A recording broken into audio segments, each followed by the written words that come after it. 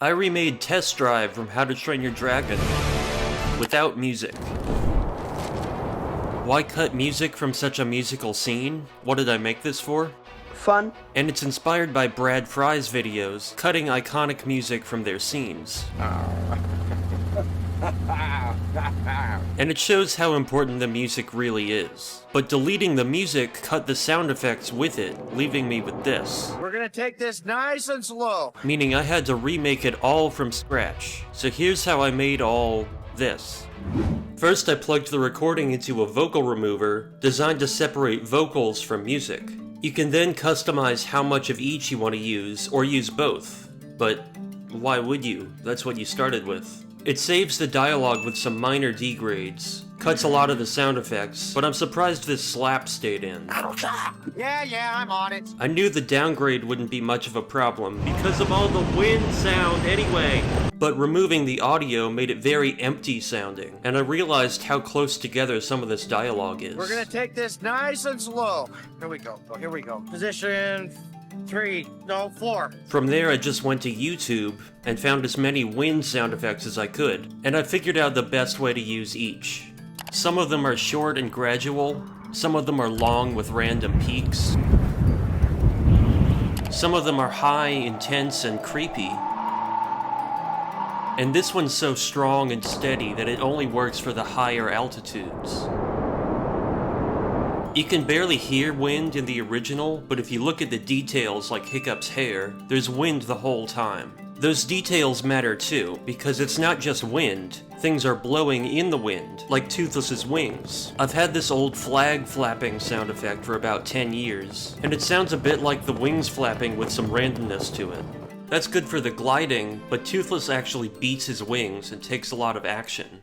That's where Batman came in.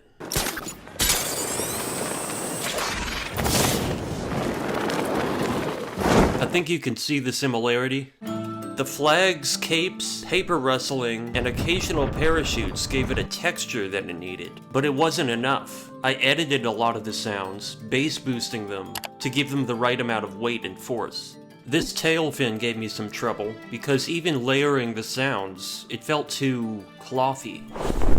It's a mechanism, it needed a real kick to it. But since Toothless wears a saddle, I was looking for what kind of sounds it needed, and lo and behold... From there I learned to pan the audio so the sounds move directionally the same as they do on screen. And I made sure anytime they move or accelerate, the wind does the same. The ocean came later in the edit, and since I can't make sure the waves line up perfectly with the sounds, I just did my best. And again, visual details tell you there's still a lot of wind. I don't know why, but the saddle effect ended up being perfect for the impact into the rocks. Sorry. That's my fault. With some added rock textures. If you look closely, you can see some falling into the water. When they start the climb, they needed a much heavier wing sound, something with real force to it.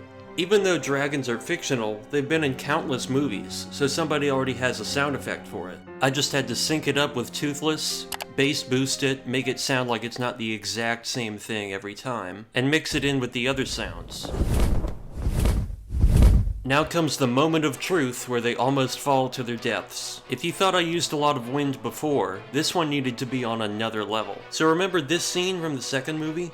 This is a real technology. And sometimes people record it.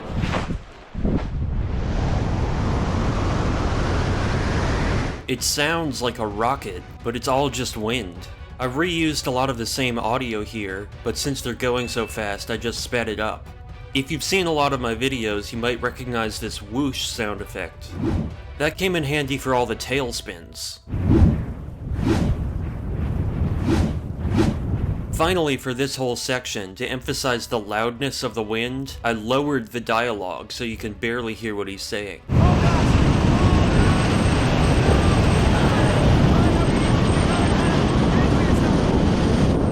This might be my favorite part, the cutaway, and then the cut back to the tail. I still never found a good sound for the saddle itself, so I settled for this umbrella shaking, and I just repeated that over and over. I was hoping this part where they break their fall would come out better, since it works so well in the original. It sounds great, and it doesn't peak into the red. But everything I tried, however many layers I used at whatever volume, it would always either peak into the red or it wasn't strong enough. But I used a combination of the capes, flags, parachutes, and the one good wing sound effect from the movie.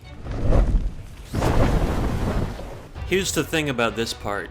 They have more control than when they were just falling, but they're still going too fast. So I used the same wingsuit audio, I just played it at 100% instead of 150.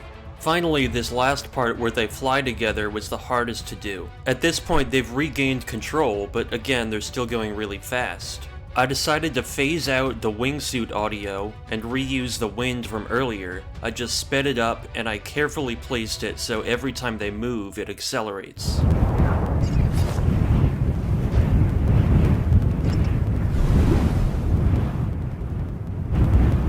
When they reach the clearing, the wind dies down, the seagulls re-enter, and Toothless barely flaps his wings anymore. I needed a fire blast sound effect, so I turned to Star Wars.